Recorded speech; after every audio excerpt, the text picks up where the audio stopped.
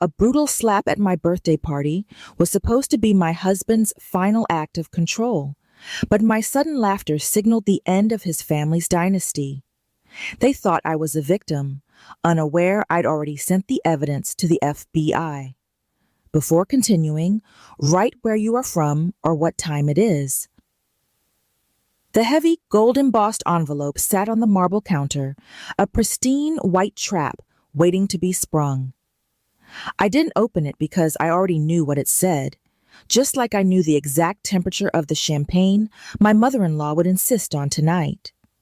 Victoria Harrington didn't suggest things. She decreed them through the weight of her presence and the sharpness of her silence. My husband, James, stood by the window, his back to me as he watched the gray Boston dawn creep over the harbor. He looked every bit the Prince of Beacon Hill, his custom suit hanging perfectly on a frame that had grown increasingly rigid over the last few months. "Happy birthday, Elise," he said, his voice dropping into the room like a cold stone. He didn't turn around. He didn't have to. I could hear the practiced hollowness in his tone, the way his words seemed to be coming from a script he hadn't quite memorized, but was forced to perform anyway. "Thank you, James," I replied, my fingers ghosting over the edge of my laptop. I slammed it shut as he finally turned, the blue of his tie matching the vacant look in his eyes that I'd been documenting for 90 days. "Mother is excited about tonight," he added, stepping toward me to brush a kiss against my cheek. His lips were cool, despite the steam still clinging to him from his shower. It was the kiss of a business partner, or perhaps a well-trained animal responding to a signal I couldn't yet see. I forced a smile, the one I had perfected in courtrooms to sway juries while my pulse stayed steady. "It was so generous of Victoria to arrange everything," I said. Inside my chest, the ice was already forming, thick and jagged. I watched him dress, every movement mechanical, every button fastened with a microscopic delay that signaled the man I married was being buried under layers of someone else's design. He glanced at my closed laptop, just reviewing the Westbrook merger documents. "Even birthday girls don't get days off at Caldwell and Pierce," I lied smoothly. He nodded, accepting the deception without a single follow-up question. 6 years ago, when we first met, he would have teased me until I laughed, coaxing me back to bed with the promise of a late breakfast. That James was a ghost now. As soon as the front door clicked shut, I retreated to my walk-in closet.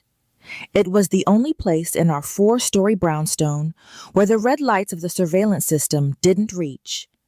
Victoria had installed the cameras last year during our renovation, calling it a thoughtful security measure for her beloved children. I had found the hidden devices 3 months ago, but I hadn't removed them. Instead, I fed them a loop of routine activity whenever I needed to breathe. I pressed my fingertip against a nearly invisible seam in the cedar wall. A panel slid open, revealing the water-resistant case that held my real life. 3 burner phones, 2 hard drives, and a backup laptop. This was my insurance policy. This was my weapon. For 4 years, I had been the prized thoroughbred of the Harrington dynasty, a Harvard law grad who looked perfect in a St. John suit, and even better on the society pages. No one suspected that I was building a case that would burn the Harrington empire to the ground.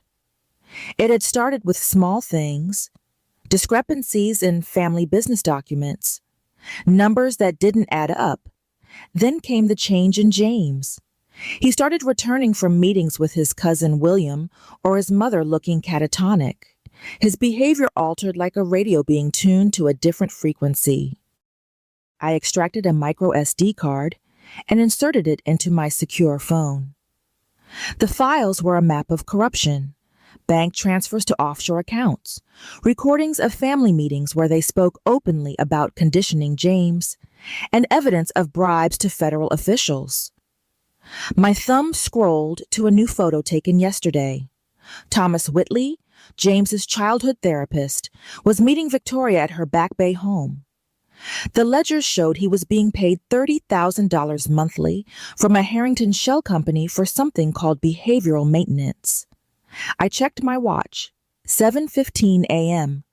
It was time to become Elise Harrington again. I replaced the gear, sealed the compartment, and picked out a conservative suit for court. As I applied my makeup, I practiced the expressions I'd worn for years: delighted surprise, gracious appreciation, and devoted affection. I was the one who defended corporations against fraud, and I knew exactly what manipulation looked like. James appeared in the doorway, his hair perfectly styled. "You look beautiful," he said mechanically. I straightened his tie, looking into his eyes for even a flicker of the man who used to love me. There was nothing. "Don't let your mother go overboard with the surprises," I said, my voice light. "She just wants everything perfect for you," he replied. Perfect. The Harringtons' favorite word. Their perfect family, their perfect business, their perfect control. As I walked to the waiting Uber, my phone buzzed with a text from Victoria. "Wear the blue Valentino tonight. James loves you in that color." I texted back a grateful response, then walked into my closet and pulled out the crimson Dior I'd been saving. It was a small rebellion, a splash of blood in a sea of Harrington blue. My contact at the SEC had confirmed receipt of the latest intelligence. "Moving on this next week," he'd written. "Need anything more from your source?" I smiled as I typed back. "One final piece coming tonight." Tonight, the Harringtons' elaborate birthday trap for me would become their unmasking. I ascended the courthouse steps, my posture confident and my expression serene. Inside, I was counting down the hours. The perfect facade was about to shatter, and I would be there to capture every damning moment. James was waiting for me at the bottom of the stairs when I finished my hearing. He didn't ask how it went. He just opened the car door. We rode in silence toward the harbor, the sun dipping low and turning the water the color of a bruised plum. "Are you ready for your surprise?" he asked, his eyes fixed on the back of the driver's head. I looked at the crimson Dior reflected in the window. "Oh, James," I said, "you have no idea." The Hestia Gardens rooftop shimmered like a glass fortress against the darkening Boston harbor. It was the kind of place where a single table required a 3-month wait, but the Harrington name had cleared the entire terrace for the night. As we stepped out of the town car, the maitre d' practically folded himself in half.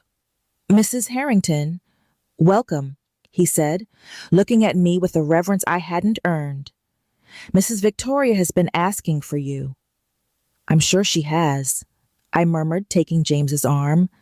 It felt like holding a branch made of plastic. He'd been checking his watch every 5 minutes during the ride, his jaw set in that rigid line that told me he was waiting for a cue. The elevator ride was a pressurized climb. I used the silence to center myself, feeling the silk of the Dior dress against my skin. It was more than a dress. It was a declaration of war. Victoria had ordered blue, and I had arrived in the color of a warning light. James hadn't even noticed the defiance. To him, I was just a shape moving through his field of vision. The doors opened to a sea of white orchids and crystal chandeliers. It was a carefully orchestrated tableau of Boston's elite. 50 people, all wearing the same practiced warmth of predators in dinner jackets. Happy birthday. The collective greeting washed over me, as artificial as the perfume of the flowers. Victoria glided forward, a vision in midnight blue Chanel. At 62, she was the undisputed queen of this circle, her silver bob gleaming under the lights. She embraced me, the scent of her expensive perfume enveloping me like a threat. "Darling Elise," she whispered against my cheek. Blue would have complimented James better for the photographs. "I wanted to surprise everyone," I replied, meeting her eyes. For a split second, I saw a spark of genuine anger, a crack in the granite.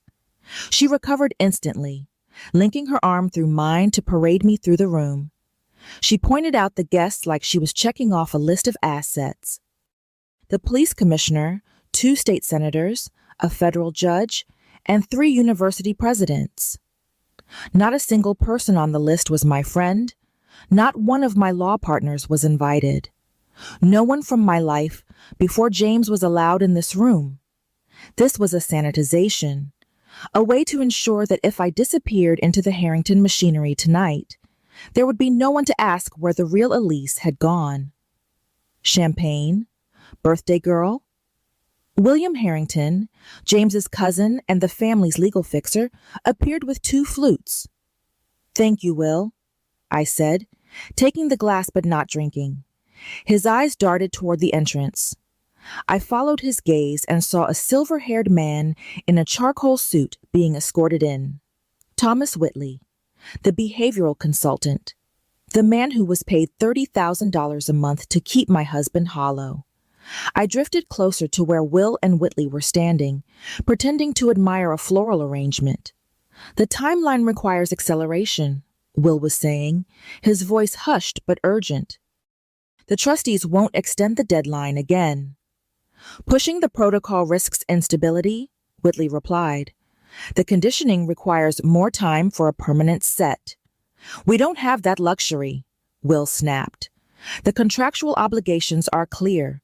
If he's not fully controlled by the disbursement date, the Harrington Trust disbursement requires continuous marital status of no less than 5 years with no separation filings. We are at the 4-year mark.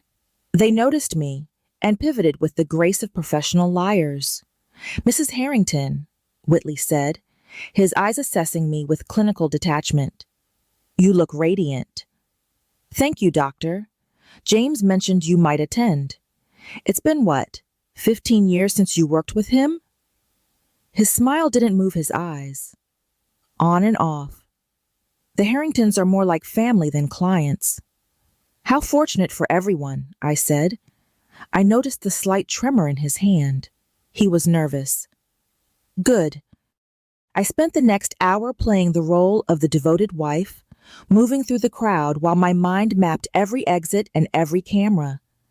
Victoria was always at the center, her laughter theatrical, her eyes constantly tracking me. Whenever James came near me, her attention intensified, like a scientist watching a reaction in a petri dish. James himself was a sleepwalker. He responded to guests with programmed pleasantries, his pupils slightly diminished. Twice, I caught Whitley making notes on his phone after James spoke. "Wonderful turnout," Judge Holloway remarked, cornering me near the railing. "Victoria certainly knows how to celebrate family." "Indeed," I agreed, though I'm surprised my law colleagues couldn't make it. "Exclusive guest list," the judge chuckled. Victoria was quite specific about keeping this intimate. By intimate, he meant controlled. I felt the prickle of vulnerability at the back of my neck. I was surrounded by people who would side with the Harringtons the moment the first stone was thrown. This entire celebration was a cage. The party shifted to dinner. Victoria sat at the head of the table, James to my right, and Whitley directly across from me. It was a tactical seating arrangement.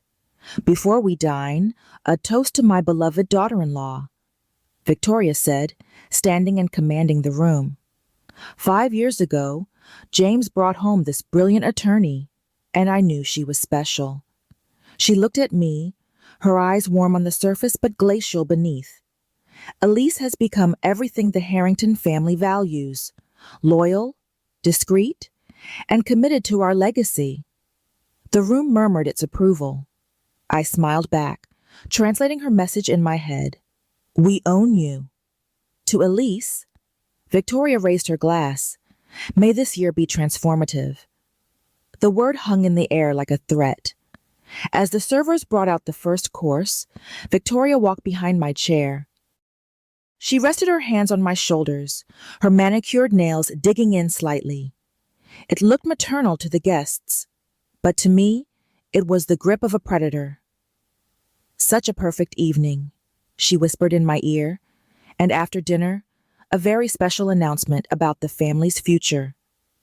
She moved away, leaving the scent of her perfume and the distinct impression of a trap about to spring. I looked at James. He was staring into his water glass, his fingers tapping a rhythmic pattern on the tablecloth. It was a behavior I documented. It always followed Victoria's private instructions. I touched the slim phone in my clutch. The federal agents were on standby. All I needed was the final signal. The first course arrived. Oysters arranged in a perfect circle. Victoria beamed at me from the head of the table. I lifted my glass, the bubbles rising like a countdown. Let the games begin. The main course plates were cleared with a synchronized efficiency that felt more like a military maneuver than a dinner service. A heavy, expectant hush settled over the terrace, the kind of silence that precedes a storm. Victoria nodded to the waitstaff, and a marble-topped table was wheeled into the center of the semicircle of guests. It was covered in gifts, wrapped in silver and white, all perfectly tied with silk ribbons. The guests stood, their smartphones appearing in their hands like weapons. They weren't here to celebrate. They were here to record the display of Harrington wealth. James guided me toward the table, his hand pressed firmly against the small of my back. It was a practiced gesture, one that lacked even a spark of the warmth he used to have. His touch felt like a metal bar. "Start with this one," Victoria instructed, handing me a small box wrapped in Tiffany blue. I unwrapped it slowly, aware of every lens pointed at me. Inside, a platinum bracelet studded with diamonds caught the light. It was beautiful, heavy, and felt exactly like a handcuff. "It's lovely," I said, holding it up for the requisite photos. "James, help your wife put it on," Victoria directed. As he fastened the clasp, I felt the weight of the family's expectations settling on my wrist. One more link in the chain. The performance continued through several more gifts. A designer handbag, a weekend at their estate in Martha's Vineyard, a donation in my name to the Harrington Foundation. Each gift was a brick in the wall they were building around me. And now, Victoria's voice softened, but it carried to every corner of the terrace. "For our special announcement." She glided forward, her movement choreographed to the second. She stood between James and me, the scent of her perfume wrapping around me again. Her hand rested on James's shoulder, her fingers pressing into specific pressure points. I recognized the triggers from my research. She was preparing him. "Elise has been such a treasure to our family," Victoria began. "Devoted, supportive, the perfect partner for James during these 5 critical years of his career." 5 years? The exact duration specified in the trust disbursement conditions. I saw the gleam in her eyes as she leaned closer to James. Her lips nearly touched his ear. I moved my hand inside my clutch, activating the recording function on my phone. "Remember your duty," she whispered. The words were quiet, but in the silence of the terrace, they were a thunderclap. "Protect what's ours." It happened in slow motion. I saw James's pupils constrict to pinpoints. His jaw slackened for a fraction of a second before tightening into a rigid, frightening line. The slight tremor in his hand vanished. He turned toward me, his face a mask of cold, unblinking fury. "You've betrayed us," he said. The voice wasn't his. It was flat, mechanical, stripped of any human inflection. The guests held their breath. Victoria stepped back, a look of immense satisfaction glinting in her eyes. She had pushed the button, and her creation was performing exactly as intended. "What do you mean, James?" I asked. My voice was steady, my heart hammering a frantic rhythm against my ribs. "We know about the investigation," he continued, each word measured and programmed. About the files, the contacts with the SEC. Gasps rippled through the crowd. This was what Victoria wanted. Witnesses to my alleged betrayal.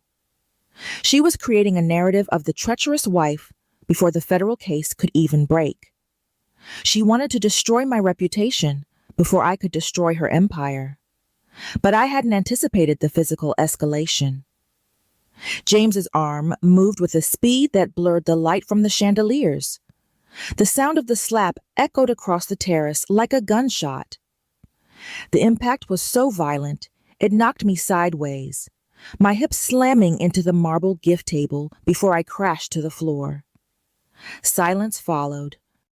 Absolute, a suffocating silence. I lay there, the taste of copper filling my mouth as my lips split. The cool stone of the floor pressed against my cheek. I could feel the sting blooming across my face, a hot, throbbing brand of the Harringtons' true nature. For 3 heartbeats, no one moved. The elite of Boston stood frozen, their phones still raised, having just captured a fracture in the perfect facade that they couldn't ignore. Victoria moved to speak, likely prepared to spin this as the actions of a husband pushed to the brink by a deceptive wife. But before she could get a word out, a sound broke the silence. I was laughing. It started as a small bubble of sound behind my bloodied lips. Then it grew, resonating across the terrace. I pushed myself up, my crimson Dior dress smeared with my own blood. I looked at the stunned faces, the raised phones, and Victoria's crumbling composure. "Perfect timing, Victoria," I said, my voice clear and carrying. "You couldn't have scripted it better if you tried." Confusion clouded her features. This wasn't the scenario. The disgraced wife was supposed to cower, to cry, to plead for mercy. She wasn't supposed to stand up and laugh. "James," she snapped, her voice high and sharp, "help your wife up. She's clearly unwell." But James stood motionless. The vacant look was receding, replaced by a dawning horror. He stared at his hand as if it belonged to a stranger. "What did I just—" he whispered. "Elise?" I rose without his help, dabbing at my split lip with a white linen napkin. The bright red blood bloomed across the fabric like a watercolor painting. "You should all check your phones," I addressed the room. "You've all just witnessed and recorded a perfect demonstration of the Harrington conditioning program. The same program documented in the files I've spent 3 years collecting." I turned to Victoria, savoring the way her face began to pale. 5 years, Victoria. That was the requirement for James to access the trust. A stable marriage for 5 years. But assault in front of 50 witnesses tends to complicate divorce proceedings, doesn't it? The understanding of what I'd done dawned in her eyes. It was followed by something I'd never seen there before. Pure, unadulterated fear. "You did this deliberately," she hissed, stepping toward me. "You provoked us." "I didn't have to," I replied. "You've been conditioning James for years. All I had to do was wait for you to show everyone who you really are. And now, you have." The puzzle pieces I'd assembled, the fraud, the manipulation, the controlled abuse, had just been validated by their own hands. My phone is sending data packages to several federal agencies right now, I continued conversationally, including evidence of how Thomas Whitley helped condition James to respond to triggers. I looked at Whitley. He had gone deathly pale.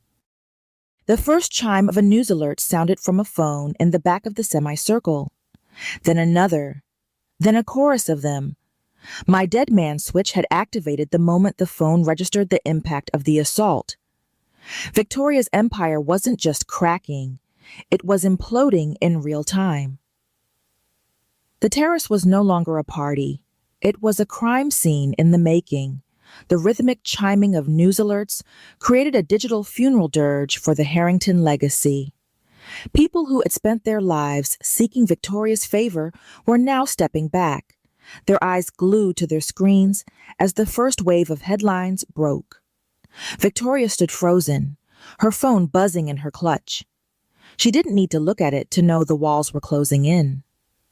James was still staring at his hand, his breathing coming in ragged, shallow gasps.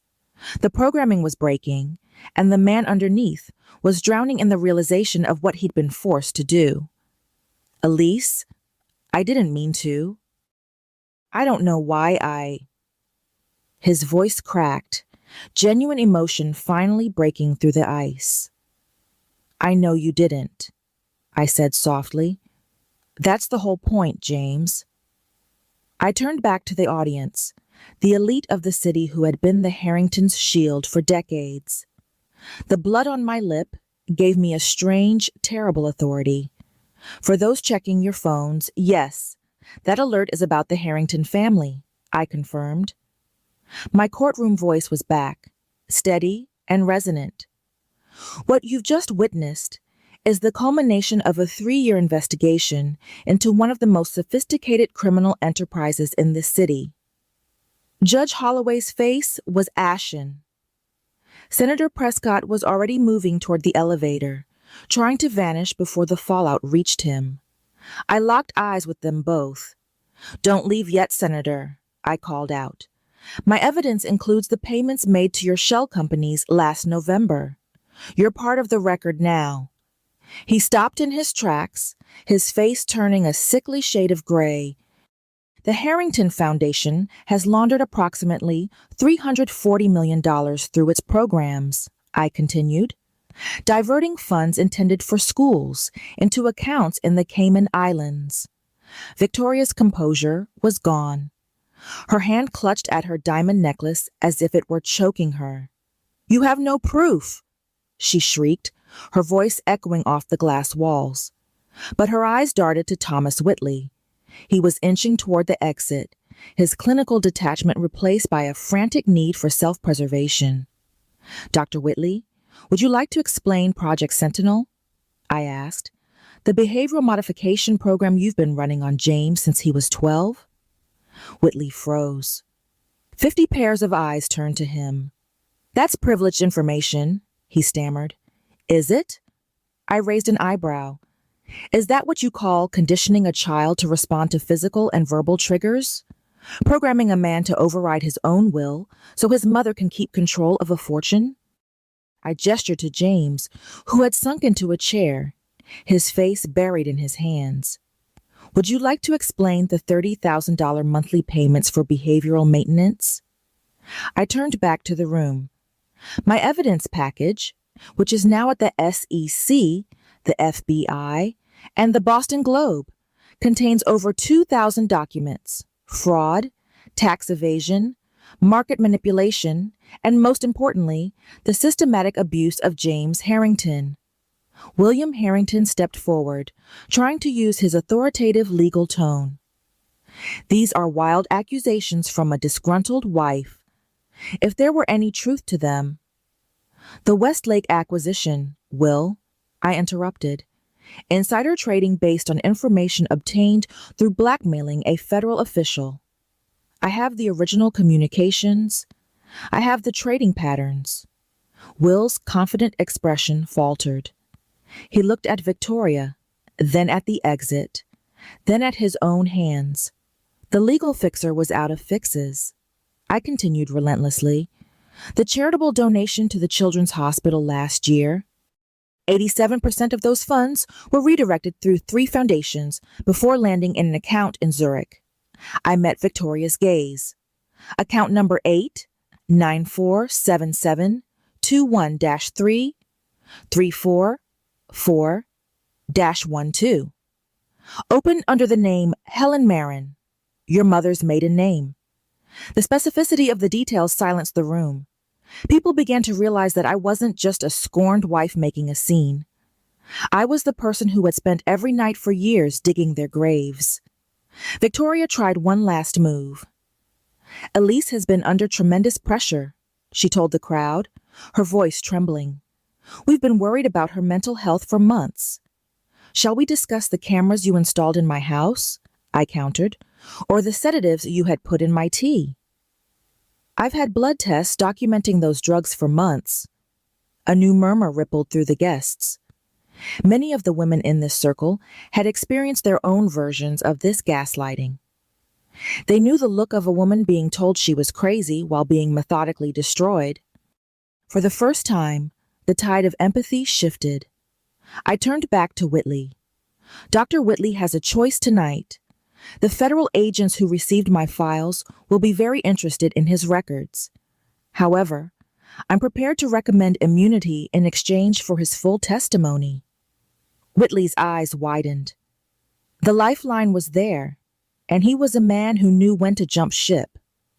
The same applies to anyone else in this room, I said to the crowd. Those who come forward voluntarily will be viewed differently than those who wait for a subpoena. The fracturing of the Harrington alliance was happening faster than I'd hoped.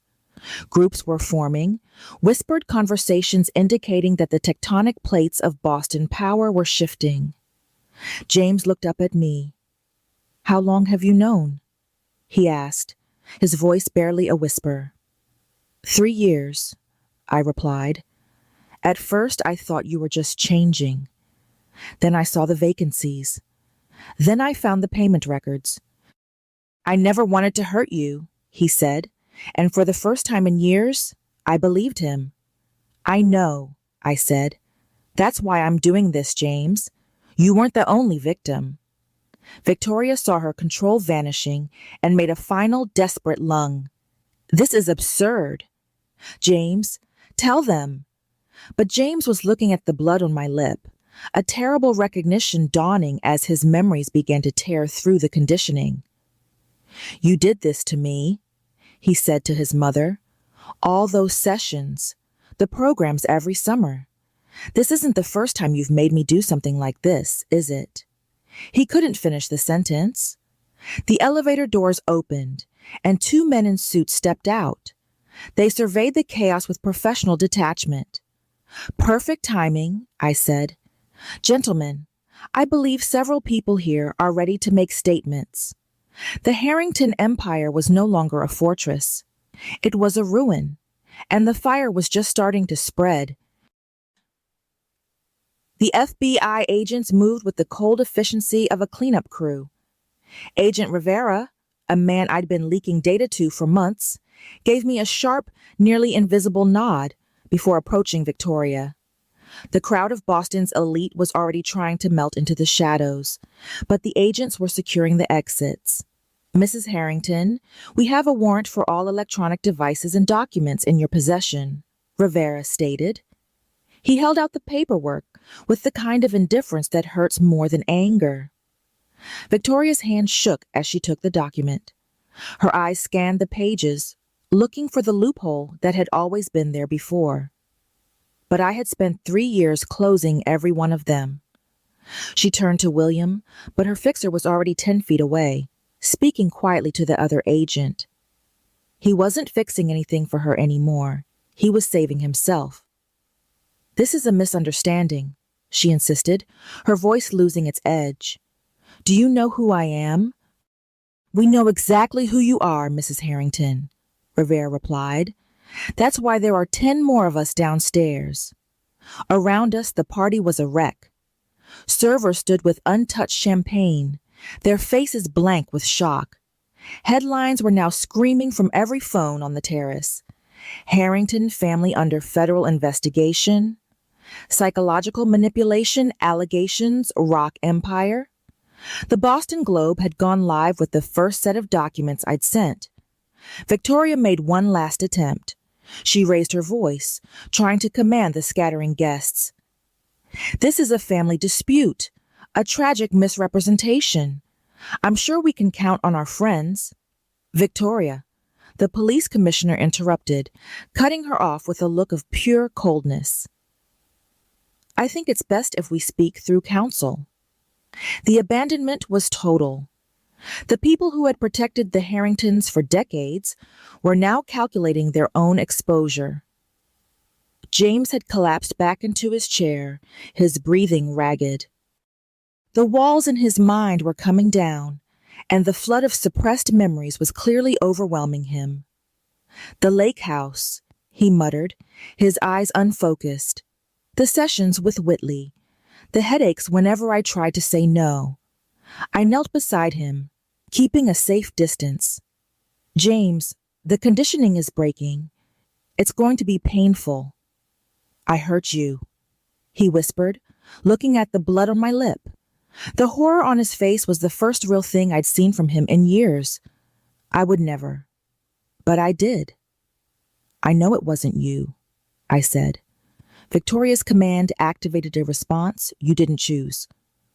Across the room, Whitley was already talking to the second agent. I heard phrases like following instructions and didn't know the full extent. The rat was singing before the ship had even finished sinking. How much do you remember? I asked James. Fragments, he said, pressing his palms to his temples. Sessions in the study. Words repeated while I was drugged. Punishments when I resisted. Was any of it real? Or was I just following a script? The question cut through my own armor. The beginning was real, I said honestly, before they turned up the pressure. That's why I stayed. I saw who you were. Outside, the night was filled with the blue and red flash of police lights. More agents were arriving, along with evidence teams. The Harrington empire was being dismantled in the middle of the harbor. Victoria was read her rights, her posture still regal even as the handcuffs clicked into place. William was already negotiating. Whitley was writing a statement.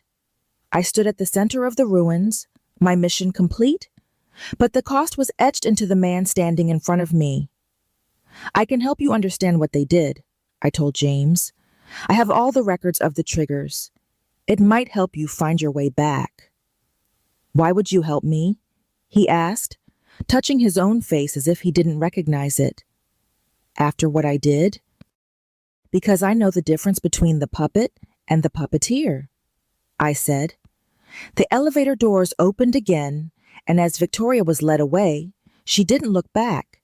She didn't look at her son or the daughter-in-law who had destroyed her. She looked at the chandeliers as if she were still trying to figure out how the light had failed her. James and I stood there as the terrace emptied. The perfect facade was gone, replaced by the cold, honest wind coming off the water. I had my justice, and for the first time in 5 years, I could finally breathe. The 6 months following the birthday celebration felt like a slow, surgical extraction of a tumor. I traded the designer silks of Beacon Hill for the sterile, fluorescent reality of the federal courthouse. Victoria Harrington sat 10 feet away from me, her power stripped down to a prison-issued jumpsuit. Without the airbrushing of her wealth and the shadow of her bob, she looked like what she was, a woman who had spent decades trading human souls for a higher percentage of the Harrington Trust. The courtroom was a tomb of high-end reputations. The journalists packed the benches, their pens scratching as the prosecution methodically dismantled the Harrington myth. Every morning, I walked past the statue of Lady Justice and felt the weight of the hard drives I had once hidden in my closet. They were no longer my secret weapon. They were the heartbeat of the government's case. Mara Chin, the lead forensic accountant, caught me near the coffee machine during a morning recess. She looked exhausted, her eyes red from tracking digital ghosts through 3 continents. We found the pivot point, Elise, she whispered, her voice low enough to stay beneath the hum of the crowd. It wasn't just $340 million. Once we opened the Cayman shell companies you identified, the number jumped to over $480 million in misappropriated funds. I took a slow sip of the bitter office coffee. I wasn't surprised. Victoria was a woman who viewed every charitable dollar as a personal insult to her net worth. What about the trust itself? Mara's expression shifted, a small professional victory shining through. The original trust documents from the grandfather had ethical operation clauses that Victoria had suppressed. The court is looking at using those provisions to redirect the entire fortune toward restitution for the families they ruined. I felt a sharp, clean spark of satisfaction. This wasn't just about putting a monster in a cage. It was about undoing the damage she had done to hundreds of people who never even knew her name. Inside the courtroom, the testimony of Thomas Whitley turned the air cold. He sat on the stand, clutching a glass of water with trembling hands as he detailed the conditioning he had performed on James. He spoke about Project Sentinel as if it were a legitimate medical procedure rather than a blueprint for psychological slavery. He listed the triggers, the drugs, and the punishment cycles he used whenever James showed signs of independent thought. I watched James's cousin, Angela Harrington, who had been disinherited years ago for daring to have her own career. She sat in the gallery, her jaw tight as Whitley described how James had been broken down since the age of 12. She looked at me and nodded, a silent recognition between two people who had survived the same house of mirrors. The cross-examination was a desperate attempt to paint me as a disgruntled wife, but it faltered every time it hit the wall of my evidence. Every wild accusation was met with a bank record. Every claim of mental instability was met with a blood test result, showing the sedatives Victoria had slipped into my tea. As the sun set on the third week of the trial, I stood on the courthouse steps, watching the city breathe. The Harringtons were no longer a dynasty. They were a cautionary tale. But as I turned to leave, a black car pulled up to the curb, and a man I hadn't seen in months stepped out. James looked thinner, his face lacking the mechanical gloss it had carried for years. He didn't approach me with the rehearsed grace of a Harrington. He moved like a man who was learning how to walk for the first time. "Elise," he said, his voice hesitant. "I'm going in tomorrow. They want my testimony." My heart hammered against my ribs. "You don't have to do it if you aren't ready, James." He looked at the courthouse, then back at me, his eyes finally clear of the chemical fog. "I have to tell them what she whispered that night. I have to tell them everything." The day James took the stand, the silence in the courtroom was so heavy, it felt physical. Victoria didn't look at him. She stared at the back of the judge's head, her hands folded primly as if she were waiting for a charity board meeting to begin. James spoke for 4 hours. He didn't use the programmed hollow tones of the man I had lived with for 5 years. His voice was raw, sometimes cracking, as he recounted the special lessons with Dr. Whitley and the way his mother would use physical triggers to reset his behavior. "I remember the lake house," he said, looking toward the high windows. "I remember wanting to stay there and read, and being told that books were a sign of a weak mind. I remember the first time I realized my own thoughts were being replaced. The prosecutor showed a video I had recovered from a hidden server, a recording of Victoria standing over a 12-year-old James as Whitley administered a dose of maintenance medication. The courtroom gasped. It was no longer a financial case. It was a horror story. When the cross-examination began, Victoria's new attorney, a man who looked like he regretted taking the case, tried to suggest that James was simply confused by the trauma of our failing marriage. James didn't flinch. He looked directly at his mother for the first time. "Our marriage didn't fail because of Elise," he said, his voice gaining a terrifying strength. "It failed because you tried to turn her into a trophy and me into a tool. You didn't want a family. You wanted a set of chess pieces that didn't talk back." Victoria's composure finally broke. She didn't scream, but she leaned forward, her eyes burning with a cold, desperate fire. "You would be nothing without me, James," she hissed, her voice carrying through the hushed room. "You would have wasted the Harrington name on poetry and failures. The judge hammered for order, but the damage was done. Victoria had just confirmed every word of her son's testimony in a single moment of unhinged pride. After the hearing, I found James sitting on a bench in the back garden of the treatment facility where he was staying. The first hints of spring were appearing on the trees, small green buds fighting against the lingering Boston cold. "I don't know who I am, Elise," he confessed, his eyes fixed on his hands. "Even my favorite foods, the music I like. I'm questioning if any of it is actually mine." "That's progress," I told him, sitting beside him but giving him space. "The programmed self never asks questions. The fact that you're lost means you're finally searching for the real you." He managed a small, genuine smile, the first one I had seen in years that didn't look like it had been painted on. "You never stopped questioning, did you?" "Not my nature," I replied. I walked away from the facility that evening, feeling a strange sense of loss. The man I had married was gone, and the man emerging was a stranger I didn't yet know. But as I reached my car, my phone buzzed. It was a notification from the SEC. The final asset freeze had been completed. Victoria Harrington was officially worth nothing. The day of the sentencing felt like a funeral for a world that had existed for 100 years. Victoria Harrington walked into the courtroom without the usual click of her designer heels. She looked smaller, her prison jumpsuit swallowing the frame that had once commanded the most exclusive rooms in Boston. The gallery was filled with the people she had stepped on to build her empire.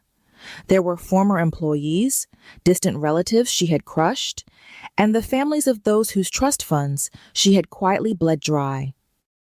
Judge Matsuda, a woman known for her ironclad adherence to the law, spent 30 minutes reading the list of crimes: fraud, racketeering, conspiracy, and the most damning, the systematic psychological abuse of a minor and a dependent adult. "Victoria Harrington," the judge said, her voice echoing in the rafters, "you used your wealth not as a tool for philanthropy, but as a weapon for control. You treated the people around you as assets to be manipulated, rather than human beings with their own dignity." The sentence was 28 years in federal prison. A soft gasp rippled through the room, followed by a silence so profound it felt like the air had been sucked out of the courthouse. Victoria didn't flinch. She didn't cry. She simply stood there, her head high, refusing to give the world the satisfaction of seeing her break. As the marshals led her toward the back door, her eyes scanned the crowd. She looked right past James. She looked right past me. She was already moving into a world where her name meant nothing, but her pride was the only thing she had left to pack. James and I met on the sidewalk outside. He looked different in his casual clothes, the bespoke suits of his former life gone. He looked like a man who had finally woken up from a very long, very dark dream. "The trustees approved the restitution plan," he said. "Everyone they harmed will receive compensation, including you, Elise." I shook my head. "I didn't do this for the money, James." "I know," he said. "That's why I asked them to direct my personal share of the trust to your new foundation. It seems fitting that the money they use to control me should be used to free others." I looked at him, truly seeing him for the first time since that night on the terrace. We were two people forever changed by the same corrupting influence, but we were standing in the sunlight. "What will you do now?" I asked. He looked toward the harbor, where the water was sparkling under a clear blue sky. "I'm going to find out what I actually like to read," he said with a small smile. "And then, when I'm further along in my recovery, I'd like to help. My experience. It might be useful to someone else who's trapped." I reached out and squeezed his hand, not the hand of a husband, but the hand of a survivor. "I'd like that, James." The office of the Cognitive Liberty Legal Foundation was a far cry from the glass and steel towers of Caldwell and Pierce. It was a small, high-ceilinged space in a refurbished brick building, filled with the smell of old paper and the constant hum of work that actually mattered. I had resigned from corporate law the week after Victoria's sentencing. I couldn't go back to defending the giants after seeing how easily they could crush the people inside them. Now, my clients weren't CEOs.